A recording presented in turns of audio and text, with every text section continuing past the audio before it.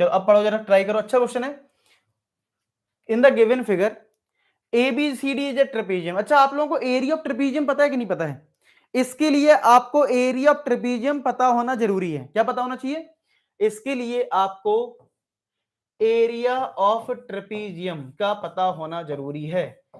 Area of trapezium जो है वो होता है क्या, अगर आपको नहीं पता तो मैं पहले से लिख देता हूं, क्योंकि इसका काम पड़ेगा इस क्वेश्चन में। हाफ इंटू क्या होता है? Sum of parallel side. क्या होता है? एरिया ऑफ ट्रेपेजियम होता है half into sum of parallel side. यानी यहां पे जैसे ये ट्रेपेजियम है तो इनका और इसका सम करना होता है, ठीक है? Sum of parallel side, sum of parallel side into height. Into क्या होता है? हाइट। हाइट मतलब इनके बीच की जो डिस्टेंस होती है, जो भी ये पैरेलल साइड होती है इनके बीच की जो डिस्टेंस होती है उसी को हम हाइट बोलते हैं, उसी को हम लोग हाइट बोलते हैं, ठीक है?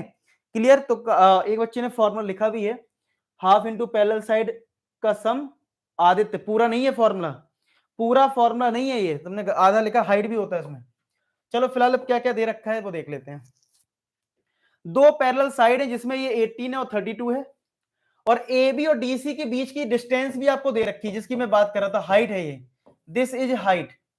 अगर पैरेलल साइड के बीच की डिस्टेंस अगर आपको दे रखी है 14 तो वो आपकी हाइट है। इन सबकी जो क्वाड्रेंट आपको दिख रहा है ना, ये और ये, इन सबकी जो रेडियस है वो 7 है, ठीक है? और बस अब आपको एरिया ऑफ सैडेड रीजन बताना है। तो एरिया ऑफ सैडेड पोर्शन, ध्यान से देखो क्या बन रहा है, ट्रेपीजियम के एरिया में से हमें माइनस करना पड़ेगा 1 2 3 4 4 क्वाड्रेंट के एरिया आपको माइनस करने पड़ेंगे। क्या करना पड़ेगा?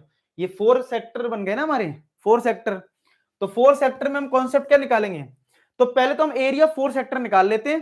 ट्रेपीजियम का एरिया यहां से निकल जाएगा, देखो मैं लिख देता हूं, चलो कितना आएगा, देखो half into sum of parallel side, यानी कि ये 18 और प्लस 32, 18 प्लस 32 इंटू हाइट हमारा 14 है, हाइट हमारा 14 है, तो कितना आ जाएगा? ये सॉल्व कर लेते हैं, ये 7 हो गया और ये तुम्हारा ऐड होगा तो ये 8 2 10 4 ये 5 50 आ गया।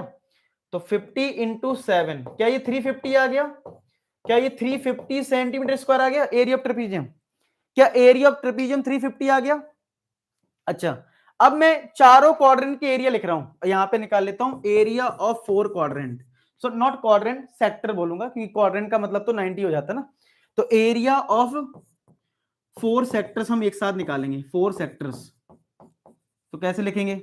अब मान लो आपने ये वाला एंगल θ1 ले लिया, ये θ2, ये θ3 और ये θ4, ठीक है? तो चारों सेक्टर के एरिया को माइनस कर देंगे, आंसर मिल जाएगा। तो आपका आएगा θ1 अपॉन 360, रेडियस सबकी सेम है, ठीक है, plus θ2 upon 360 pi r square. अभी आपने क्वेश्चन करा भी है तो आप समझ रहे होगे क्या होगा, कॉमन लेना होगा। अब क्या करना होगा, इतना लिखने के बाद हम लोग कॉमन ले लेंगे। क्या करेंगे? कॉमन, यानी पाई आर स्क्वायर अपॉन 360 ले लेंगे कॉमन, ठीक है? तो पाई आर स्क्वायर अगर अपॉन 360 कॉमन ले लिया तो ब्रैकेट में क्या आएगा, θ1 प्लस θ2 प्लस θ3 प्लस θ4, और चारों एंगल का जो सम होता है वो 360 होता है। आप ये भी कह सकते हो जब 4 सेक्टर को मिलाते तो एक सर्कल बनता है, तो 360 पेपर में आपको करना पड़ता है। तो ये कट गया। अब सॉल्व कर दो, पाई की वैल्यू 20/7 इंटू रेडियस 7 होगा तो 7 इंटू 7, तो क्या ये 154 आ जाएगा? तो यहां पे आपको क्या करना है, ट्रेपीजियम के एरिया में से माइनस कर दो ये चारों सेक्टर का एरिया, यानी 154 को। क्या आपने ऐसे किया है, 154 को माइनस कर दिया तो क्या आपका आंसर 196 आ गया? क्या आपका आंसर 196 आ गया सेंटीमीटर स्क्वायर? 196 सेंटीमीटर स्क्वायर आ गया। कितना आ गया? 196 सेंटीमीटर स्क्वायर आपका आंसर होगा। कितना होगा? 196 सेंटीमीटर स्क्वायर। आएगा समझ में? तो यहां से आंसर आ गया 196 सेंटीमीटर स्क्वायर, ठीक है? तो बहुत बढ़िया समझ में आ गया होगा।